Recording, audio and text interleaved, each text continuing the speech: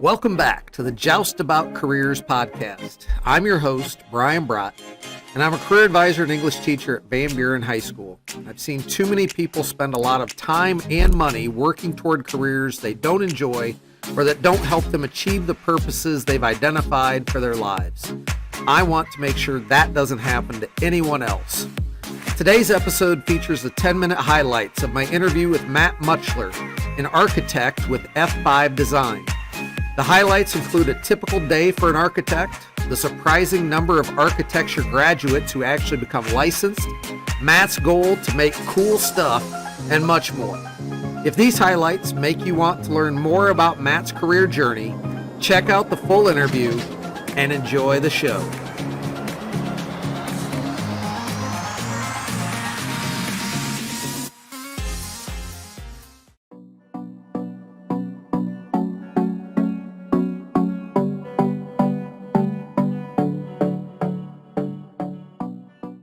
Even inside of that profession, there's a wide range of responsibilities that architects are taking on nowadays. Architects are also becoming more and more specific to a specific type of building, probably than ever before, because buildings and construction is just becoming more complex. So a lot of architects end up becoming focused on one type of building, and then even within that type of kind of project, you could even be kind of a specialist inside of that area. I've had the privilege of working on, earlier in my career, kind of testing different construction of building types to find where best suited my personal interest. Right now, and for the last about 14 years, I've actually been in residential architecture, which is home construction, whether that's single family homes or kind of multifamily apartment style construction. So that's what I currently work in. Within that field, there's a little, I'm able to kind of have a wider net to more control over the project because the projects are a little bit smaller. So my average day, most of the work is still computer and office based, but architects are more, we call ourselves nomadic.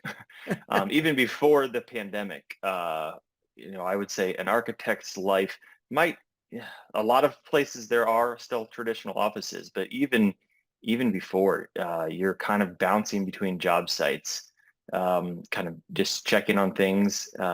And then there's various meetings scheduled throughout the day with either building owners or homeowner clients that you're kind of looking to attend. So a typical day probably has maybe there's 2 to 3 appointments that are scheduled throughout the day. Just I need to check on a job, to check on a job site because there was a question that came up, and then I have a phone call with a client, say it in the middle of the day, and then I have an in-person meeting kind of near the end of the day. So you have kind of a lot going on. I would say that's typical for a lot of architects. So the day kind of gets broken around these mandatory times, and then the infill times are, you kind of find a spot to work. That's where that work is done mostly computer based. So laptops, iPads are kind of a necessity for our profession, where you're could be answering email questions would be one task that we do. And then also we have to find time to actually produce these drawings to people to build from. So that's the kind of in-between time throughout the day, how I most frequently balance and try to schedule my day. Every day can be a little bit different. Some get more hectic than others. We might have a day with fewer meetings and commitments where you're trying to schedule, more time to get drawings done. Also, there's always deadlines on when you need to have a task completed. So you try to kind of work backwards in your scheduling of your time and activities to make sure you get the appropriate work put in on the project. Make sure you're ready for those meetings or those deadlines.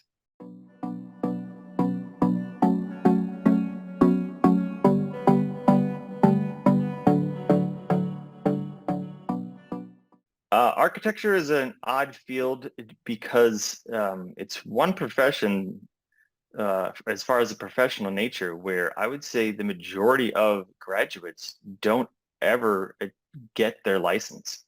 So a lot of people, I wouldn't have known that kind of getting into the field. So of, a percentage of in graduating class, you don't have to get a license to practice. So, which is interesting. The license is kind of a legal liability. If you're working for another company, kind of under somebody else, you kind of are using that firm's license. And, the owner is the one who's kind of putting their name on the project. So I probably wasn't aware of that, getting into the field that, you wouldn't get a license. So the progression of my timeline kind of follows my path to licensure.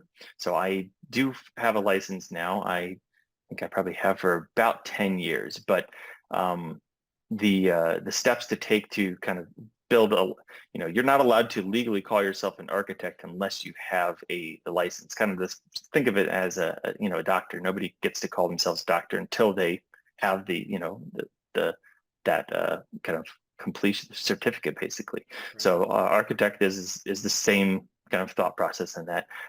That's where they, starting off as a project manager, that term, I wasn't licensed when I had that title. So I was kind of managing construction projects, still drawing, kind of overseeing the completion, but I wasn't able to use the term architect. So once you're done with the school portion, you have to show, professional experience in the field before you can call yourself an architect. Then there's also, state board exams, which there's 6 different tests that you take that are all a full day long, and to study and practice for those usually takes most people, a year or two, even to just kind of pass the exam portion. So that's where licensure is. If it's not required, it kind of is a pain and an expense for a lot of candidates. So.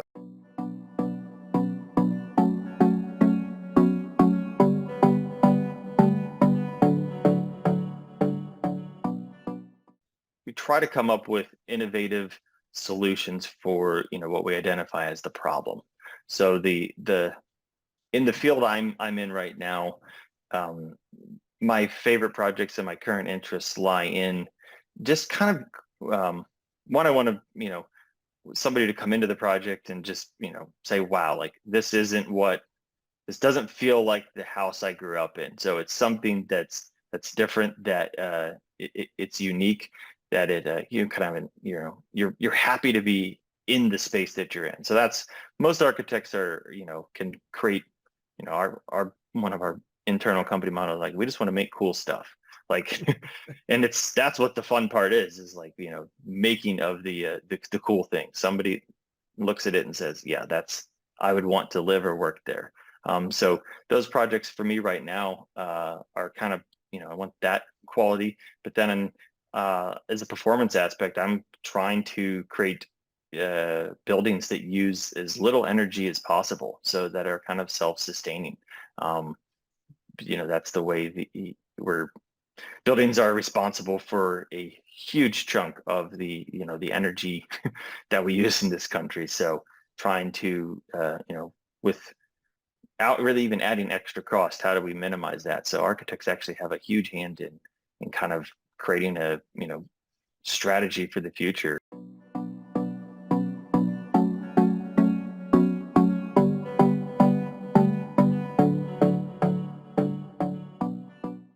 I would tell any high school person to do not be frustrated if you don't feel like you have a profession or a job right away. That kind of thinking of, what am I going to do for the rest of my life? Like, do I have to do this every single day? If you look at it in that perspective, it's overwhelming and daunting. Find joy in the moments. I did have a college professor that kind of had us focus on that, like, not the whole picture might not, it was in reference to architecture, like the whole project might not be the most exciting thing you've ever worked on.